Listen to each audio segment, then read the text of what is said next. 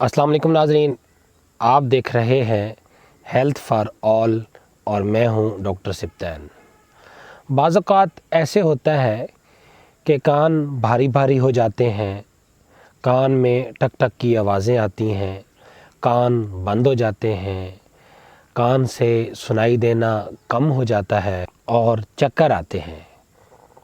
تو عام لوگ یہ سمجھتے ہیں کہ کان میں کوئی مسئلہ ہے، کان کا کوئی ایشو ہے، حالانکہ ایسے نہیں ہوتا۔ یہ کان کا مسئلہ نہیں ہے، مسئلہ کہیں اور ہے، اور یہی وجہ ہے کہ جب بھی کان کا کوئی ایشو ہو تو ایکسپرٹ ایئر نوز تھروٹ اسپیشلسٹ ڈاکٹر کو دکھانا چاہیے، تاکہ آپ کی بیماری کی اصل وجہ معلوم ہو سکے اور آپ کا بہتر علاج ہو سکے۔ کان کا یہ مسئلہ ڈائریکٹ کان کی وجہ سے نہیں ہوا ہے، بلکہ یہ یوسٹیشین ٹیوب یا آڈیٹری ٹیوب یا فیرنگو ٹمپینک ٹیوب کی وجہ سے ہوا ہے۔ یہ یوسٹیشین ٹیوب کیا ہوتی ہے؟ یہ یوسٹیشین ٹیوب کان اور ناک کو ملانے والی ایک نالی ہوتی ہے، جس کا مقصد کان کی وینٹیلیشن کرنا ہے اور کان کے پریشر کو ریگولیٹ کرنا ہے، تاکہ انسان کا سر بھاری بھاری نہ ہو۔ اس کے علاوہ اس کا کیا فنکشن ہے؟ اس کے علاوہ اس کا فنکشن یہ ہے کہ کان کی جتنی بھی رطوبتیں ہیں، کان میں جتنا بھی فلوئڈ پروڈیوس ہوتا ہے، وہ کان میں جمع نہ ہو اور اس نالی کے ذریعے کان سے ناک میں آ کے گلے میں گر جائے اور راستہ صاف ہو جائے۔ مزید ناک سے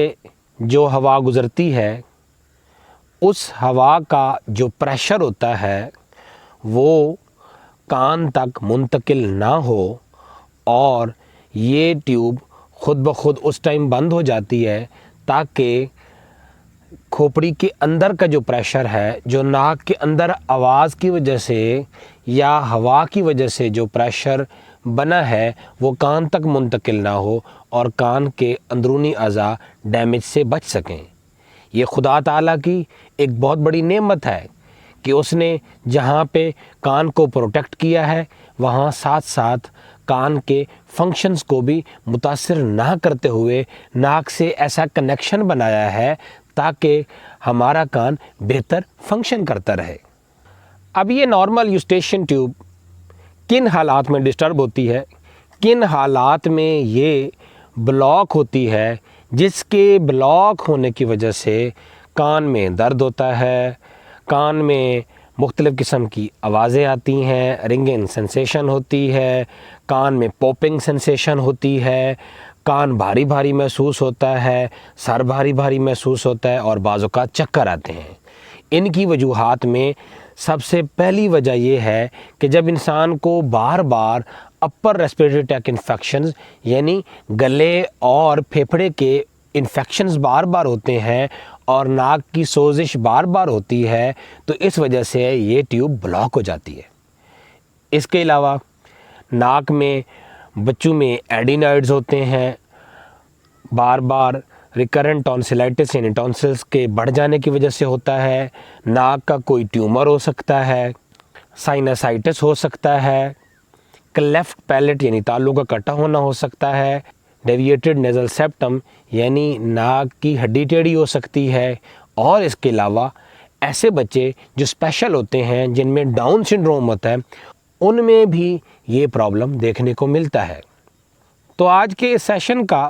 مطلب یہ ہے کہ جب بھی آپ کا کان خراب ہو تو آپ یہ مت سمجھیں کہ میرا صرف کان ہی خراب ہے تو میں چند ڈراپس ڈال کے، چند اینٹی بایوٹکس لے کے، چند اینٹی الرجکس لے کے خود کو ٹھیک کر لوں گا۔ تو برائے مہربانی ایسا کام مت کریں،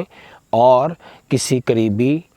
ENT کنسلٹنٹ کو ضرور چیک کروائیں، تاکہ آپ کی انڈر لائنگ ڈیزیز کا پتہ چلایا جا سکے، آپ کی بہتر ڈائگنوسس کی جا سکے اور آپ کو جلدی سے اس تکلیف سے نکالا جا سکے۔